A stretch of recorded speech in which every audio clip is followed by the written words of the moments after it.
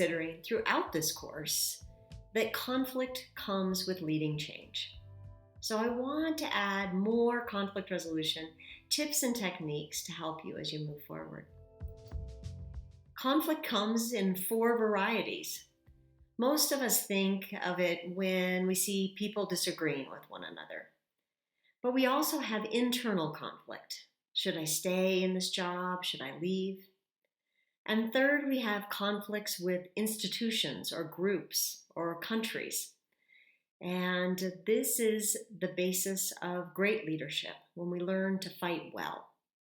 We've seen how Martin Luther King Jr., Nelson Mandela, Mahatma Gandhi, and others have used strategies for fighting well to create positive change. 4th type of conflict is with life. For example, people die too young, and we suffer a pandemic.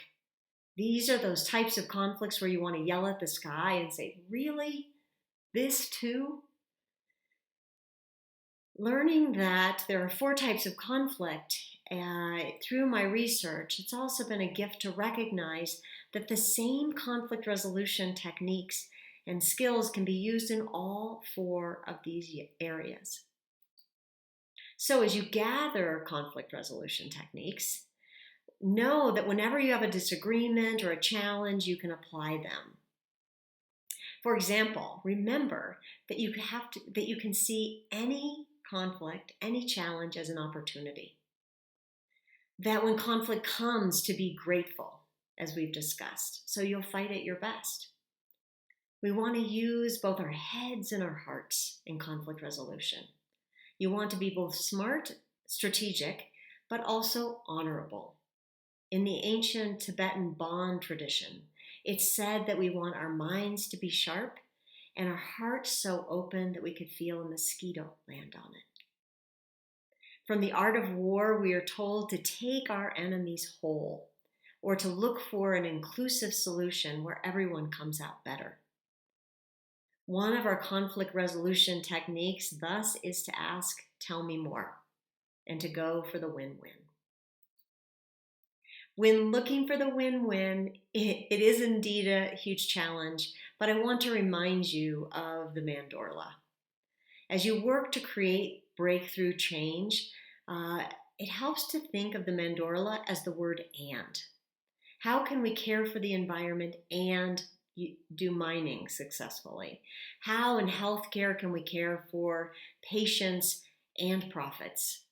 How, as when I mediated a conflict near Yellowstone National Park, how can wolves be healthy and be a predator that keeps an ecosystem thriving?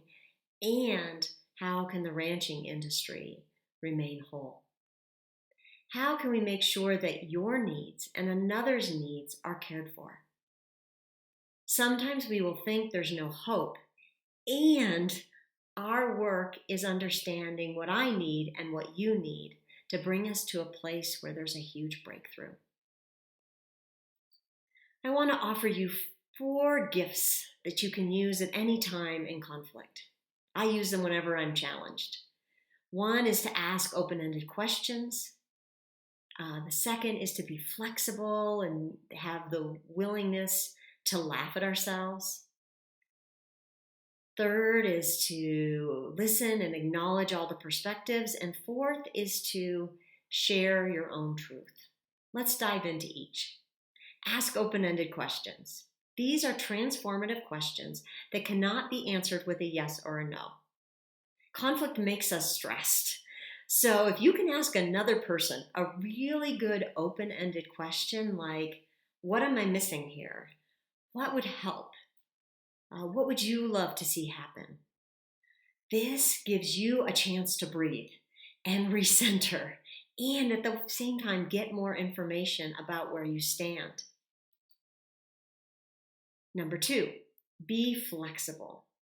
We often run into conflict where I'm holding on too tight to a certain solution, and the other person is also holding on tightly as well. If I can be flexible and willing to brainstorm about options, to look at the problem from many different perspectives, things change. A great way to be flexible is to laugh at yourself. Where am I taking myself too seriously? There's a Zen poem that goes like this: how can I hold tightly with an open hand? How can you hold on tightly to what you hold dear, but flexibly at the exact same time?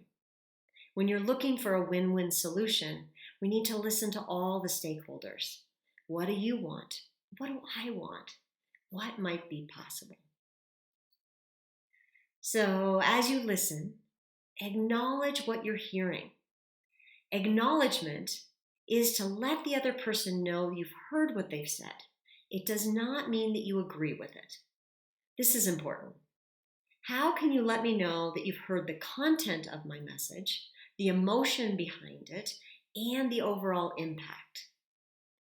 So, for example, if I told you I lost my job and you said, "Oh, I hear you lost your job," I would probably get more crazy and say, "Oh my goodness, do you not understand? What I really want from you is, oh, you lost your job. And I'm recognizing you won't be able to go on a vacation." The difference is you allow me to know that you've heard what for me is critical. This helps me as your opponent to calm down and be more willing to share my perspective. And together we can find solutions. And last, it's important not only to listen, but also to share your own truth. This is harder than it sounds. You want to share what's true for you and recognize that you need to speak from a place of I. I am offended is much truer than you are offensive. Saying I am offended, I am afraid, I am nervous, I want to learn more, I'm missing something is much truer and helps the other to hear us.